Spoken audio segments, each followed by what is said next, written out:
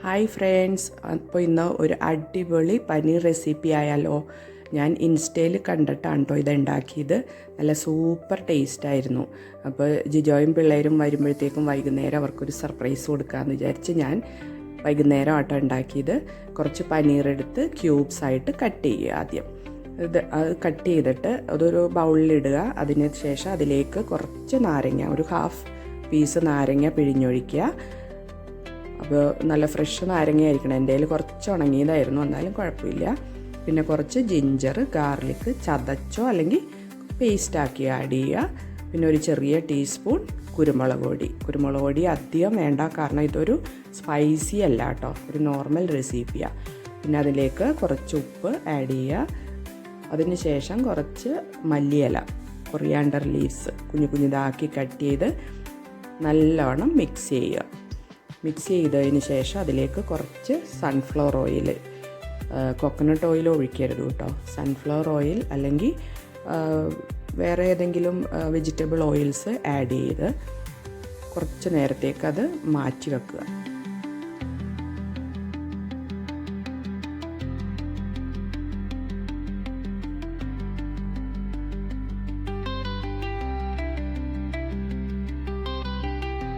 അതിനുശേഷം ഒരു പാനിലേക്ക് സൺഫ്ലവർ ഓയിലും ഒരു ചെറിയ ക്യൂബ് സൈസ് ബട്ടറും കൂടി ആഡ് ചെയ്യണം.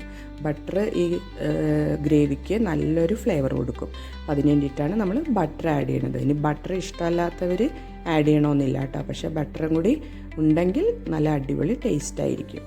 അപ്പം അതിലേക്ക് വീണ്ടും സവോള അരിഞ്ഞത്, സ്ലൈസ് ആയിട്ട് അരിഞ്ഞത് ചേർത്തിട്ട് നല്ലോണം വഴറ്റുക. അതൊരു സ്ലൈറ്റ് ബ്രൗൺ കളറാവുന്ന വരെ വഴറ്റണം കേട്ടോ. അതിലേക്ക് പിന്നെ നമ്മുടെ പച്ചമുളക്, ജിഞ്ചർ ഗാർലിക് ഇതെല്ലാം അരിഞ്ഞ് ചേർക്കുക. പച്ചമുളക് നെടുകെ കീറിയിട്ടാൽ മതി. ജിഞ്ചർ ഗാർലിക് ചെറിയ ചെറിയ പീസായിട്ടോ അല്ലെങ്കിൽ ചതച്ചു ചേർക്കാം കേട്ടോ. എങ്ങനെയായാലും ഇത് പേസ്റ്റ് ചെയ്യാനുള്ളതാണ്, അതുകൊണ്ട് വലിയ പേസ്റ്റ് പോലെ ആക്കണ്ട ജിഞ്ചർ ഗാർലിക്. അതിന് ശേഷം നല്ലോണം വഴറ്റി കുറച്ച് ഉപ്പൊക്കെ ആഡ് ചെയ്തിട്ട് അതിലേക്ക് കുറച്ച് കാഷ്യൂനട്ട്, അത് ഇപ്പോൾ അധികം വേണമെന്നുള്ളവർക്ക്, അതിൻ്റെ ടേസ്റ്റ് ഇഷ്ടമായവർക്ക് കുറച്ച് അധികം ആഡ് ചെയ്യാം കേട്ടോ. ഈ കാഷ്യൂനട്ട് ആഡ് ചെയ്യുമ്പോൾ കുറച്ച് തിക്ക് ഗ്രേവി നമുക്ക് കിട്ടും, കുറച്ച് റിച്ചും കൂടി ആയിരിക്കും ഗ്രേവി. അപ്പോൾ അതെല്ലാം കൂടി നല്ലോണം വഴറ്റിയിട്ട് അതിലേക്ക് കുറച്ച് വെള്ളം, ഉപ്പ് നമ്മൾ ആഡ് ചെയ്തിട്ടുണ്ട്. അതിന് ശേഷം ഒരു ഗ്ലാസ് വെള്ളം, ഒരു ഗ്ലാസ്സോ അല്ലെങ്കിൽ ഒരു കപ്പ് വെള്ളം ഒഴിച്ച് ആ വെള്ളത്തിൽ കിടന്ന് ഇത് വേവണം. ഈ സവാളയും പച്ചമുളകും ഇഞ്ചിയും വെളുത്തുള്ളിയൊക്കെ നല്ലോണം വേവണം.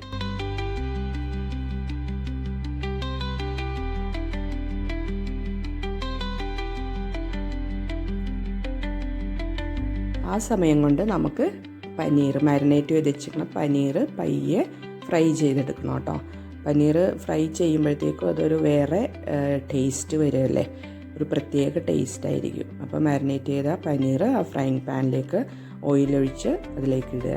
എന്നിട്ട് തിരിച്ചു മറിച്ച് ഒന്ന് ചെറുതായിട്ട് ഫ്രൈ ചെയ്തെടുക്കണം.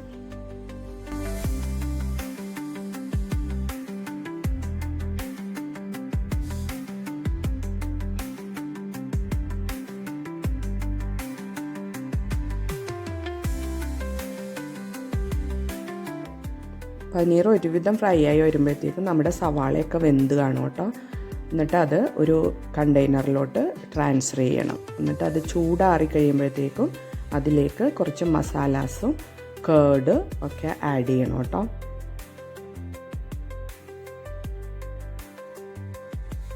ഇത് ഒരു കൈപ്പിടി പുതിനയില, ഒരു കൈപ്പിടി മല്ലിയില, പിന്നെ മസാലാസ്, അതായത് ഒരു ടീസ്പൂൺ കൊറിയാണ്ടർ പൗഡർ മല്ലിപ്പൊടി, ഒരു ടീസ്പൂൺ ഗരം മസാല, ഒരു ടീസ്പൂൺ വേണമെന്നില്ല, അതൊരു ഹാഫ് ടീസ്പൂൺ മതി.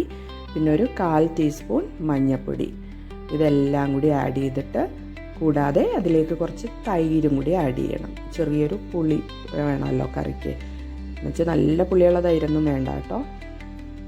അതിനുശേഷം ഇതെല്ലാം കൂടി ഒരു മിക്സിയിലിട്ട് നല്ലോണം പേസ്റ്റ് ആക്കണം. പിന്നെ ഒരു പാൻ എടുത്ത് ഓയിൽ ഒഴിക്കുക, കുറച്ച് ബട്ടർ, അത് ആദ്യം ഒരു ചെറിയ പീസ് ബട്ടർ ഇടുക. അതിനുശേഷം പട്ട, ഗ്രാമ്പു, ഏലക്ക, ഇതെല്ലാം വളരെ മിനിമം ക്വാണ്ടിറ്റി മതി കേട്ടോ. പട്ട ഒരു ചെറിയ പീസ്, ഗ്രാമ്പു ഒരു 2 എണ്ണം, ഏലക്കയും 2 എണ്ണം. അതൊന്ന് വഴന്ന് വരുമ്പോഴത്തേക്കും നമ്മൾ ഈ അരച്ച് വെച്ച ഗ്രേവി അതിലേക്ക് ട്രാൻസ്ഫർ ചെയ്യണം. എന്നിട്ട് നല്ലോണം ഇളക്കുക. ഇനിയിപ്പോൾ ഉപ്പ് കുറവുണ്ടെങ്കിൽ ആ സമയത്ത് ഉപ്പ് ചേർക്കാം കേട്ടോ.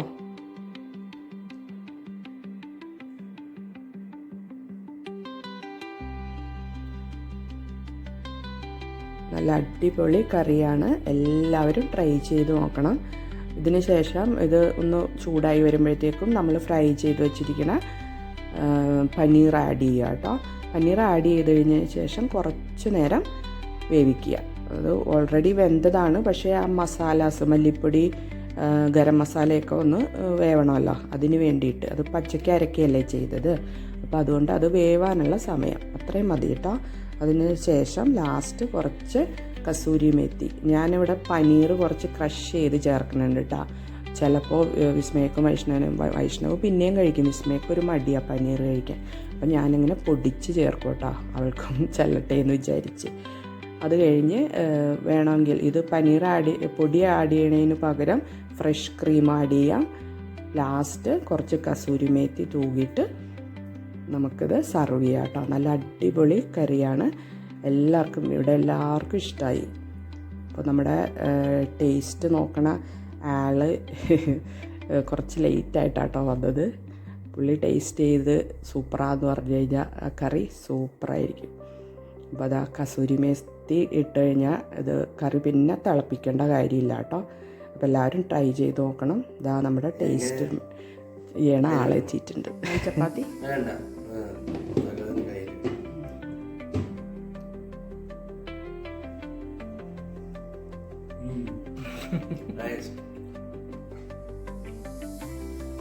വൈഷ്ണവിന് ഇഷ്ടമായി, അടിപൊളി എന്നവൻ പറഞ്ഞു.